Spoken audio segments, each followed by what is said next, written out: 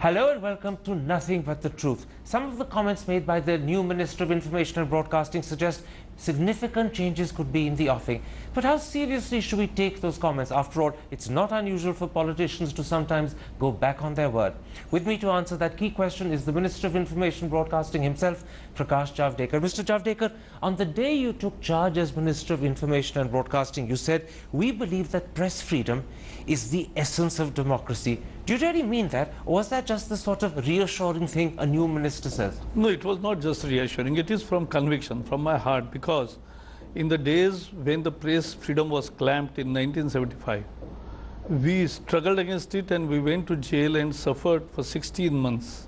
And that was not known that we will be out in 16 months. So that is the cost we have paid in our youth. Our commitment is full and final. In which case, what does that one important sentence mean for Doordarshan and AIR News? After all, they have no freedom, and that's clearly a contradiction in our democracy.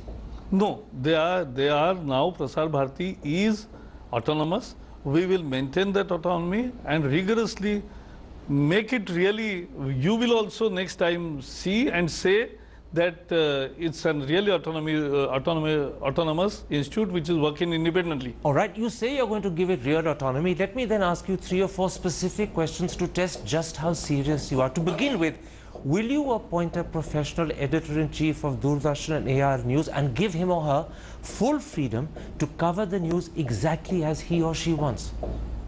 Exactly as anybody really expects as a good standard of any good journalism, that freedom, editorial freedom, is also an essence of press freedom.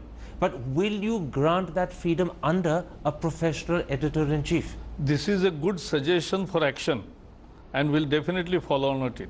In other words, you're saying you will do it? I am saying that this is a good suggestion for action and we'll seriously follow on it. Minister, listen carefully to your words. You're saying it's a good suggestion and you will seriously follow on it. But is that a commitment to do it? Yes. It is. Definitely, it's a commitment to ensure a free and real freedom of editing. That's still falling short of what I want to hear. No. You are hearing the exact thing which I am meaning, and I am also saying exactly what you want to hear. All right. Let me then come to the second important specific question. Will your ministry cease interfering in promotion, appointment and transfer of news division staff? Because the present CEO of Prasar Bharati says not only is this happening, he says it casts a shadow over the whole organization. I don't know. He must be, he was working under different regime. I'm not into blame game, but in my last 10 days, I have not asked a single transfer. I have not asked a single individual case. I have just listening to them, and I'll come out with our proposals after listening to all sections. You've said a very important thing, that in the last 10 days as Minister of INB, you haven't asked for a single transfer. Yeah. The question is, you have 5 years ahead of you. Yes. Will you ask for transfers? Will you seek to make promotions? Will you seek to make appointments against the concurrence of the editor-in-chief you appoint?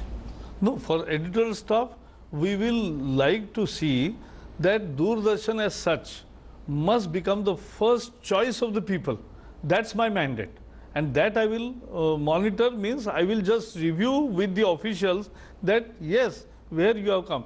I have mandated 1 minute, more thing important, on all the cable operators I have told, I will listen to your grievances only if you start showing all the DD brand, 12 channels out on premium brand. That's commendable, but that's not really what I'm talking about. Yeah. I want to come back to my key question. Yeah.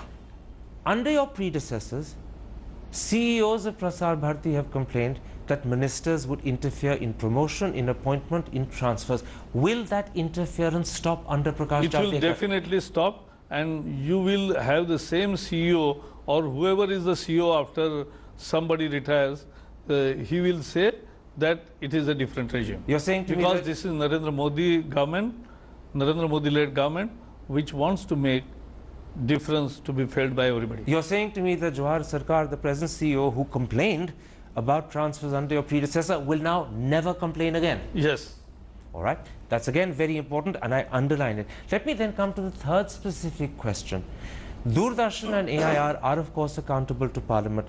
But can you, over the next 2-3 years, remove your ministry from that loop and make them directly accountable? It's again a good suggestion. See, these are wider reforms. Basically, I believe that as far as public broadcast is concerned, there are various models like BBC and others available. We'll definitely study all the available models, and the best free model which serves the real democratic purpose, which is accountable to somebody but not accountable to the minister, that's the best roadmap to go ahead. That's what we will come to that, but that's a later stage. You're saying a very important thing, Minister, and I want to repeat it for the audience. You will look for a model whereby Prasar Bharati, comprising Doordarshan and AIR, become accountable to Parliament, but not accountable to the minister. Only. What do you mean only? What do you mean only? Means no, today it's like this, that as if it's a government fiefdom. I don't want to make this as a government fiefdom, but really a competitive market channel. So the minister will only be a conduit for accountability Yes. to Parliament. Yes. The real accountability will be to Parliament, not to the minister. Yes, in a way, yes. This is, of course, very important. I want to underline what all of this amounts to. What I have suggested and what you have agreed with is basically a restructuring of Prasar Bharati, so that in terms of press freedom, parliamentary accountability, and the control over their own internal staff, Prasar Bharati becomes more closer and a lot more similar to something like the BBC. Absolutely. But what is the mandate? The public mandate for public broadcast will be that they must find their top place with professionalism in the market of today. That must become the first choice of the people. That's the only mandate, and that's the only criteria on which we will review their performance. To make Prasar Bharati the first choice in the market, to use your words, you can only do it if you go down the route that I've discussed and which you've agreed with. This route is essential to your mandate. Because that is my conviction. Now, of course, this will take time. It's not going to happen overnight. It could take 6 months, it could take a year. In the interim, will we see more incidents like the treatment of Mr. Narendra Modi's interview with Doordarshan that happened just 6 weeks ago? It will never happen with even a Congress leader's interview in our regime. Never.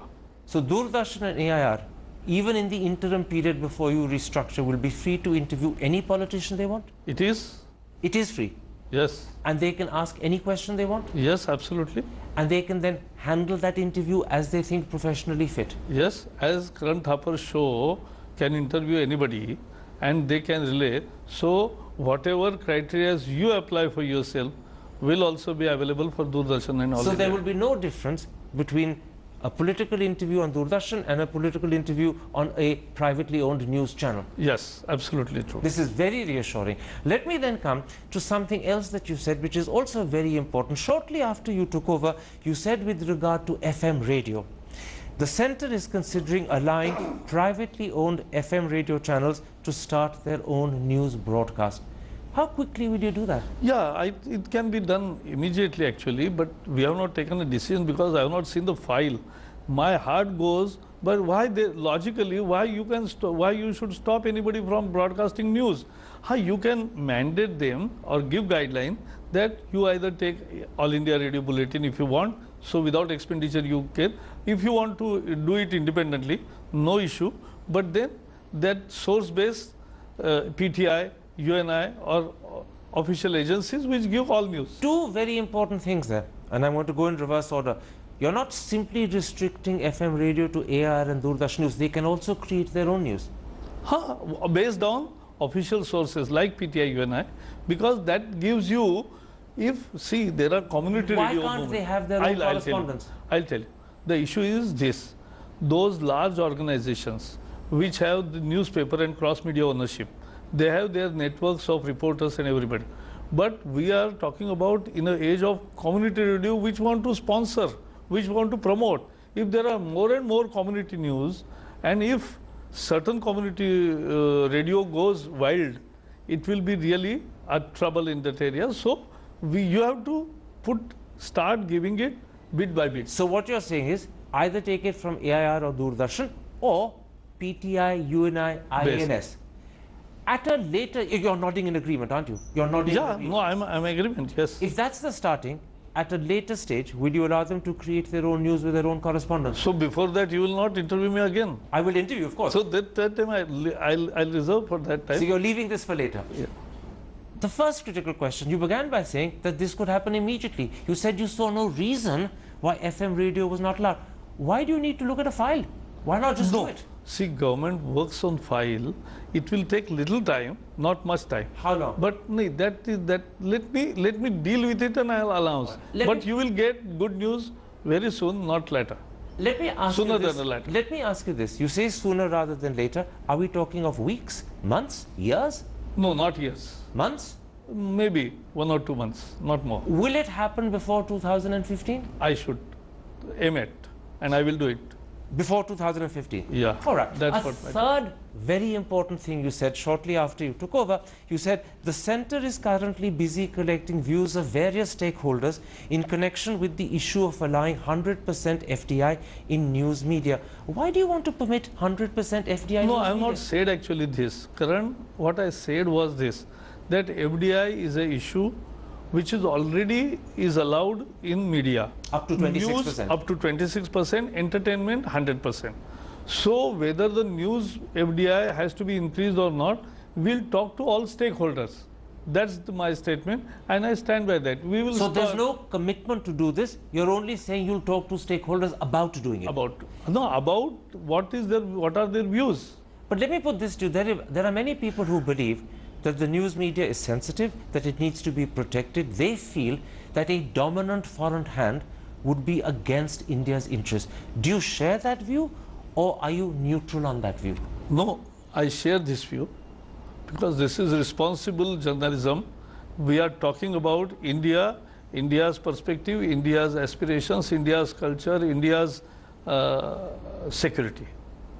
So this is sensible that there are skepticism about giving 100% FDI in news, and I share that because being from the journalism fraternity, I think that this is a valid issue, and that's why I said we will discuss. Let me then sum up your view on this very important issue. If I understand you correctly, what you're saying, Prakash Javadekar, the Minister of Information Broadcasting, is happy and willing to talk to all stakeholders Yes. about expanding FDI in news media all the way to 100%, but his personal view is that anything above 26 must be thought about very carefully. Yes. And a dominant foreign hand would not be in India's interest. I have not said 100% FDI. I have said on the FDI issue, I am willing to talk to everybody. I'll listen to everybody. But as you rightly summed up, my personal view is what you have echoed. Your personal views, you're not in favor of increasing much beyond 26. Would you be happy to go up to 49? That we have to review. Means we have to see the possibility and benefits and losses, or what are the limitations arise out of it. But 49 is much more likely than 100%. So it's not a commitment on our side. We have not said that we are, but as we said specifically about the retail, multi-brand retail, that we will not allow. We have not said that way in our manifesto. Here you have an open mind. We are open to discussion. All right. But your personal inclination is not 100%. Yeah, never. Let me then ask a bigger, wider question about whether a democracy should have a ministry like an information and broadcasting ministry. Major parliamentary democracies like Britain, Australia, Canada, Germany, Spain don't have one. In fact, major democracies, presidential or parliamentary, don't have an information and broadcasting ministry. Why should India, the biggest democracy in the world, have one? You are giving a good line for us, but ultimately when our Prime Minister Narendra Modi says that more governance and less government, so you are actually contributing to the idea of less government and more governance. That's our focus. But to achieve that end, you have to follow a process. But I will like that government becomes less and less, and freedom and market forces, at the same time social justice is achieved. If I hear you correctly, what you're saying, but you're saying it very carefully, is that Prakash Javadekar could be the first minister who at the end of 3 or 4 years ensures that this ministry ceases to be. Actually, philosophically or ideologically, I will willing to do that. So philosophically and ideologically, you're on my side of this question. Absolutely.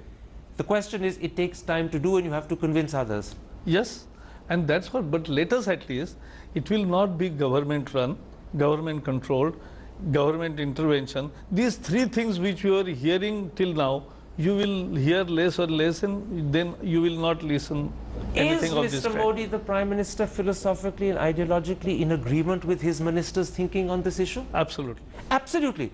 Yes. So he too believes that if possible, this ministry should not exist. That's a last statement you are making. It will take time to achieve. He always says that less government and more governance. All right. And that's our ideology. Let's take a break at that point. When I come back, I want to talk to you about the wider issue of freedom of expression. We'll be back in a moment's time. Stick with us.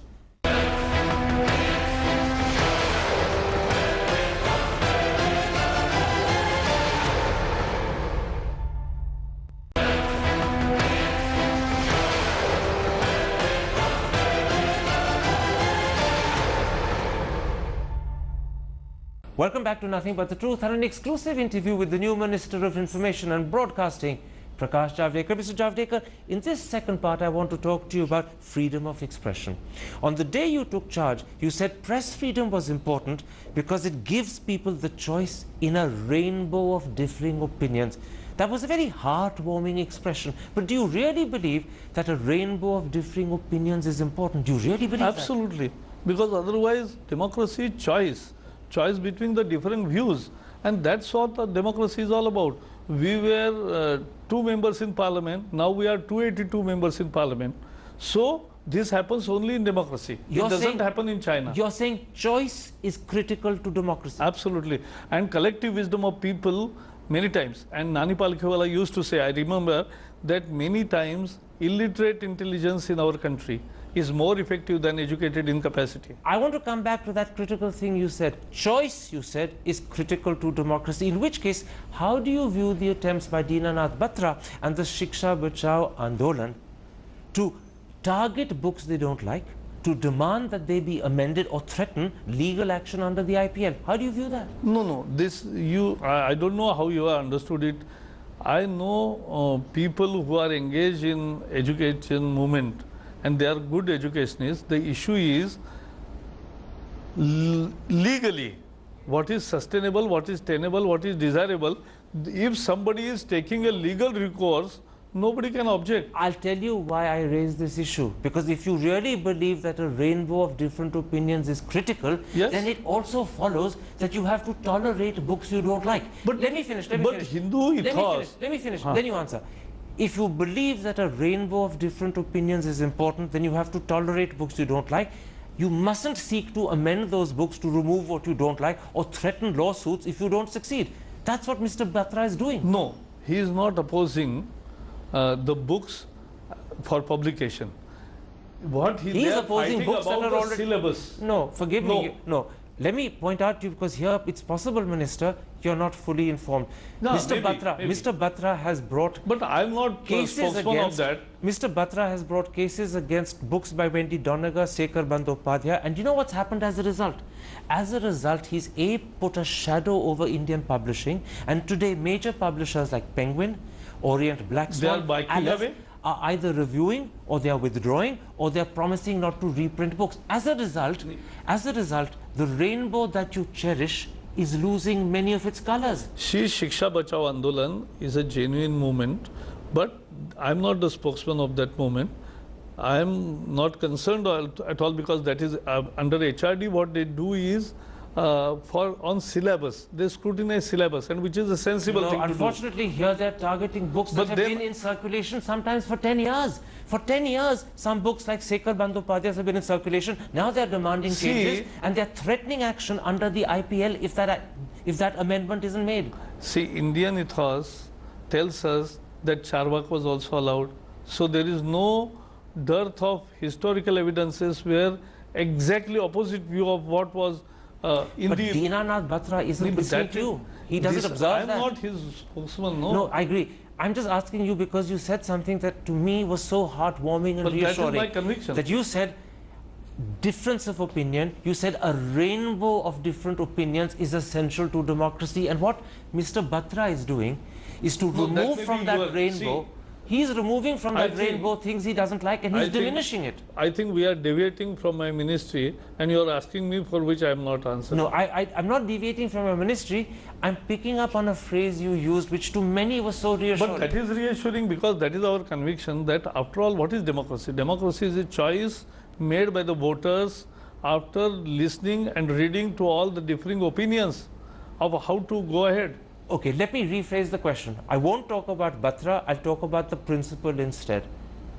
Does Prakash Javadekar believe that even if a book is published which he disagrees with, even if the contents of that book are offensive to him, that book must still exist? See, that is what I said. Press freedom and publication, as there are, it's unlimited. But every freedom comes with responsibility or one Lakshman Rekha which the society or the state, not state actually, the civilization decides. You know why people in this particular instance are worried? They're worried because Mr. Batra is threatening action under section 295A of the Indian Penal Code. And that section talks of deliberate and malicious acts intended to outrage religious feelings of any class by words either written or spoken, or by signs, or by visible representation. Let me finish, then you answer. People say this is so vague, this is so all-encompassing that you can use it for anything. This is what has driven fear into the hearts of publishers. And I say to you, since you believe in a rainbow, since you believe in tolerance, amend this section and remove the fear from the hearts of publishers. No, but that's not my department which can, I mean, the issue is... Can you advise the government to do it? No, let me tell you, you should actually interview Batraji. And then I tried. No, he said he wasn't willing. He is, his colleague Atul Kothari ji, both are very good. We had his lawyer on a different program. But let me come back. You interview Atul Kothari ji, who is... Let me come back to the key issue. Since you and I both agree that difference of opinion is important, that a rainbow of opinions is important, tolerance is important. Then if a section of the IPL has created fear in the hearts of publishers because they say it can be misused, should it not be amended? I am willing to meet publishers and listen to them, but as I have not applied my mind to the section because that doesn't come under my purview, you will My last question, because this is very reassuring. You're willing to meet publishers, you're willing to listen to them. After that, you'll act in terms of hopefully what they say if they've convinced you. My last question. Many artists, authors, journalists are a little worried that under the BJP perhaps there will be less tolerance of dissent, less tolerance of difference. Maybe you'll insist on old conservative interpretations rather than new ones. Can you reassure people this won't happen? I think we have seen Modi ji's 12 years in Gujarat. What has happened bad to media there? They were all criticizing him day in and day out. But he has never... there were sedition cases brought against you. No, that was only one single case which has a different reference. I don't want to go into that. Leave the 12 years of Gujarat, that's the past. I'm talking about the 5 years hereafter. I'm talking of the future. But then you will be Will you tolerate dissent and difference? Why not? Yes. Will you welcome it? We always welcome it. So the fear that some people have, you're saying to me, is unfounded? Absolutely unfounded. And they should leave their bias. That is what the new beginning we have made. And this is a promise Prakash Javadekar as Minister of I&B is making? Yes, absolutely. Prakash Javadekar, a pleasure talking to you. Thank you.